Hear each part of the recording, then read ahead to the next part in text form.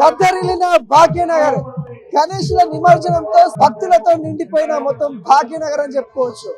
అటు ఖైరతాబాద్ బడా గణేష్ నిమజ్జనము పూర్తయిపోయిన సందర్భం కనబడతా ఉంది. మరి బాలాపూర్ గణేష్లు ఇటు గోషామార్ సంబంధించిన గణేష్లు కూడా మోంజా మార్కెట్ మార్గం ద్వారా మరి నిమజ్జనానికి వెళ్తున్న పరిస్థితి కనబడతా ఉంది. మోండా మార్కెట్ పరిస్థితుల్లో మనం అయితే ఉన్నాము.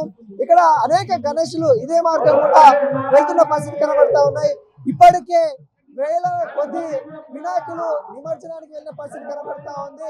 మరి ఈ నేపథ్యంలో భాగ్యనగర్ ఉత్సవ కమిటీ ఆధ్వర్యంలో ఇక్కడ ఈ మార్గం ద్వారా వెళ్లే వాళ్ళకి కూడా కొంత వాటర్ కానీ లేకుంటే అన్నదానాలు కానీ పెడుతున్న పరిస్థితి కనబడతా ఉంది.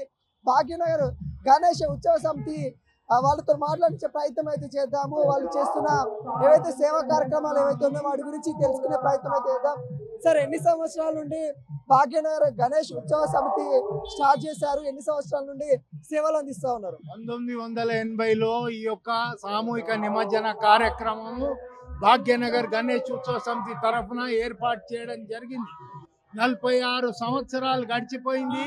ఇది 47వ సంవత్సరం. ప్రతి సంవత్సరం కూడా లక్షలాది మంది భక్తులు ప్రతిమలు పెరుగుకుంటూ వస్తున్నాయి.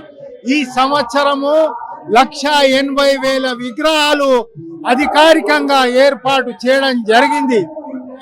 కొన్ని విగ్రహాలు ఇంతకు ముందే నిమజ్జనం జరిగిన మిగతావి ఈరోజు 1,25,000 పైగా విగ్రహాలు ఈరోజు నిమజ్జనానికి తరలి రాబోతున్నాయి. మరి 30 నుంచి 40 లక్షల మంది భక్తులు ఈ యొక్క నిమజ్జన కార్యక్రమాన్ని తిలకించడానికి విచ్చేస్తున్నటువంటి సంగతి అందరికీ తెలిసిందే. ముఖ్యంగా మరి ప్రభుత్వము ముందు సరిగా ఏర్పాట్లు చేయకపోయినా తర్వాత ముఖ్యమంత్రి రేవంత్ రెడ్డి జోక్యంతో మరి భాగ్యనగర్ గణేష్ ఉత్సవ సమితితో సమన్వయమై మరి ఈ యొక్క కార్యక్రమాల్ని ఘనంగా ఏర్పాటు ప్రభుత్వం చేయడం కూడా జరిగింది. వినాయక్ సాగర్ దగ్గర భారీ క్రేన్ల ఏర్పాటు, గజ ఈతగాన్లు, మరి మహిళా అశ్విక దళాలు మరియు అడుగడుగున సీసీ కెమెరాలు, పటిష్టమైన పోలీసు బందోబస్తు ఏర్పాటు చేయడం జరిగింది. మరి భక్తులు ఎలాంటి ఆందోళన ఆటంకాలు లేకుండా ఈ యొక్క నిమజ్జన కార్యక్రమాన్ని తిలకించడానికి రావాల్సిందిగా మేము ఉత్సవ సమితి తరఫున విజ్ఞప్తి చేస్తున్నాం. గణేష్ ఉత్సవ సమితి ఎటువంటి సేవలు అందిస్తా ఉంది? భాగ్యనగర్ గణేష్ ఉత్సవ సమితి తరఫున ఈసారి మరిన్ని సేవలు భారీగా ఏర్పాట్లు చేయడం జరిగింది. మొబైల్ మెడికల్ క్యాంపులు, మరి అక్కడక్కడ భోజన ఏర్పాట్లు చేయడం జరిగింది. మరి అట్లాగే మరి ప్రసాద వితరణ, మంచినీటి సౌకర్యం ఏర్పాటు చేయడం జరిగింది. 3 దగ్గర స్టేజ్ లేచి భక్తి సంగీతం కూడా ఏర్పాటు చేయడం జరిగింది.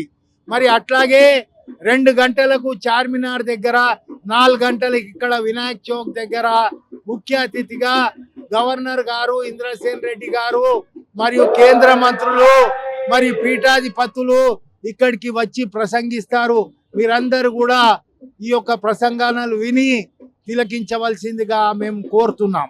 అంటే గణనాథులో ఏదైతే ఉంటుందో ఈ గణనాథం వల్ల ఇంకొకటి కూడా పర్యావరణానికి ఇబ్బంది కలిగించే తీరుగా మారుతా ఉంది. రాను రాను మరింత ప్లాస్టర్ ఆఫ్ ప్యారిస్ విగ్రహాలు ఎక్కువైపోతాయి. మట్టి విగ్రహాల గురించి చాలా మటుకు మట్టి విగ్రహాలనే పెట్టమని చెప్తున్నాము.